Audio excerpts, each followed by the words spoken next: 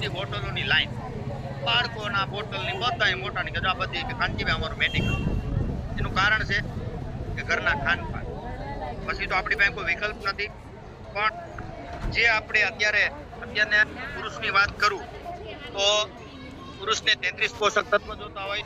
પુરુષ આખો દિવસ કામ કરે, થાક થકાન બેસીની કંટાળો હાથે આવે ને તો તમે એને બોલાવવા ન થાય. શું કામે ખબર?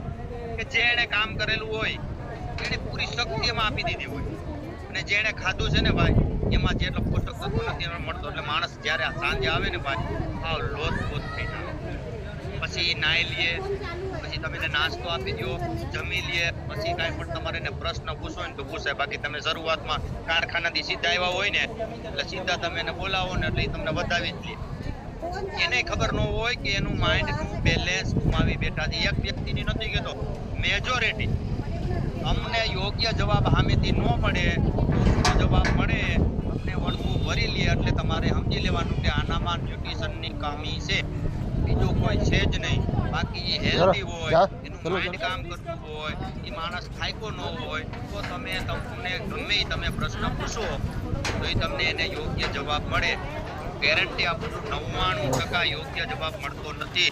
એનું કારણ જ એવું છે કે એની ઇમ્યુનિટી ડાઉન થઈ ગયું છે. એને ખબર ન હોય, બાકી એને ન ખબર હોય એનો પરિવાર એને વાલો જ હોય પણ તોય વળકું ભરાઈ જાય. કોઈ પણ ચીજ વસ્તુ તમે કીધી હોય ને તો તમને યોગ્ય જવાબ ન મળે, વળકું ભરે, ન બોલવાનું બોલે.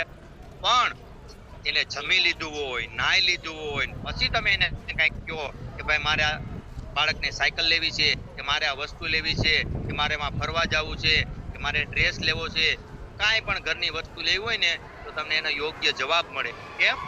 તો કે એને નાઈ લીધું છે, જમી લીધું છે, એના શરીરમાં એનર્જી આવી ગઈ છે. પણ મારા હાથમાં આ એક વેલનેસ ન્યુટ્રિશન છે અને ઓમેગા 3. હું બે હાથ જોડું કે 15 વર્ષથી ઉપરના કોઈ પણ વ્યક્તિને તમે આપો સવારે, ખાલી 10 જ સેકન્ડમાં એના બોડીનું ખબર. આમાં 33 પોષક તત્વો હોય. એ માણસને થાક થકાન બેસેની કંટાળો કાંઈ લાગવા ન દે.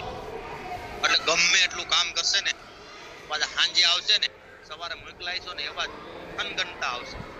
એટલે બે હાથ જોડું, પુરુષને આ 2 ટેબ્લેટ લેવાની, નાસ્તો કરી લીધો, 8 દિન તમે એને આપી દીધી, ખાલી 3 મહિના તમે